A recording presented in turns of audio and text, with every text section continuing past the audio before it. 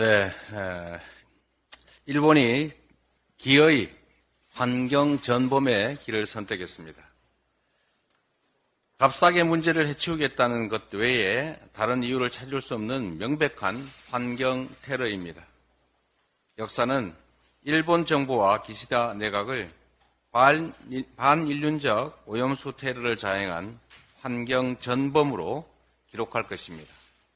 지금이라도 방류를 중단하기 바랍니다.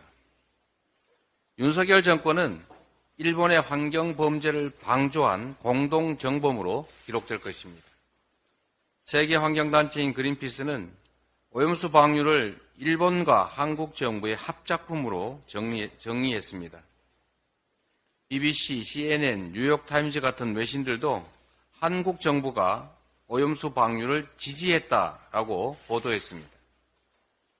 그러나 방류가 시작된 후 한덕수 총리는 담화에서 선동과 가짜뉴스는 어업인의 생계를 위협할 뿐 아니라 국가 신뢰와 국민 건강권을 해치는 행위라고 말했습니다.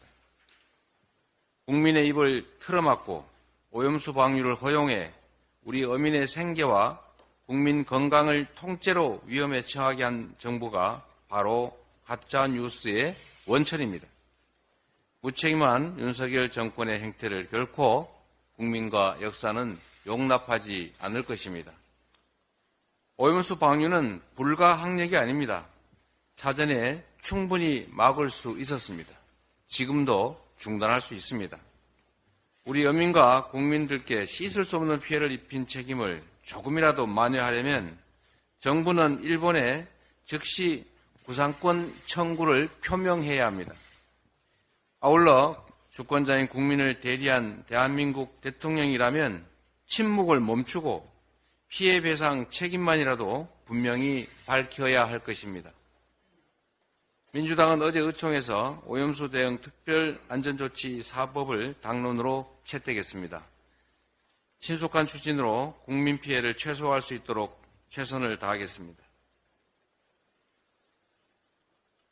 한덕수 국무총리가 의경 제도입을 도입한다고 하더니 이제는 말을 살짝 바꿔서 필요시에 검토하겠다라고 합니다.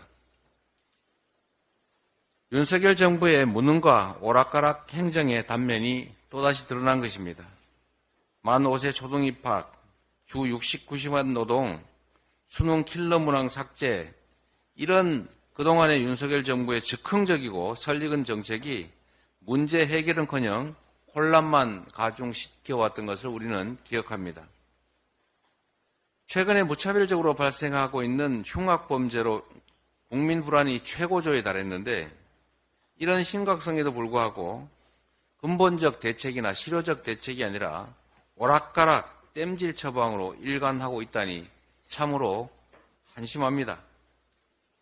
애초에 병력 자원이 부족해서 지난 5년간 단계적으로 폐지해온 제도를 석 달 만에 다시 부활시키겠다는 발상 자체가 윤석열 정권의 졸속 그리고 무능 행정을 증명합니다.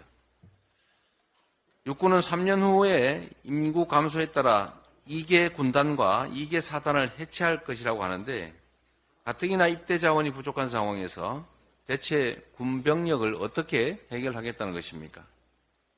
더욱 이해할 수 없는 것은 직업경찰도 아닌 의경들에게 범죄, 테러, 재난 대응을 맡기겠다는 그런 발상입니다. 대책 없이 대민 업무에 투입돼 유명을 달리한 최상병 사건이 아직도 진행 중인데 윤석열 정부는 더 이상 조변석계하면서 청년을 수단화하는 아니면 말고식 정책 중단해야 할 것입니다. 이상입니다.